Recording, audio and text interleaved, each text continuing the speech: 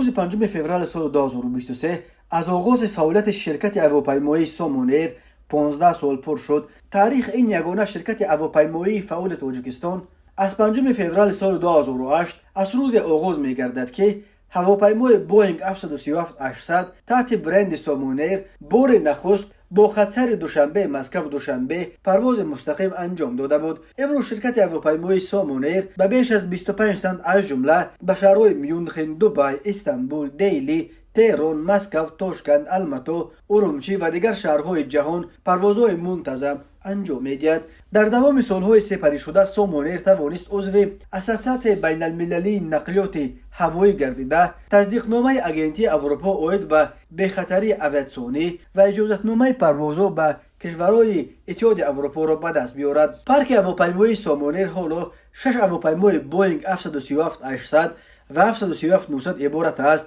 عبدالقاسم ولیف، دیرکتور گنرالی شرکت هواپیمایی سامان ایر، هیئت کارمندان شرکت هواپیمایی را با سالگرد فعالیت تبریک گفته ابراز داشت: ما به دستاوردها و کسبیت کارمندان خود افتخار داریم و سعی خواهیم کرد که موقع خود را به حیث شرکت هواپیمایی منطقوی و بین المللی در بازار انتقالات هوایی بازم مستحکم نماییم.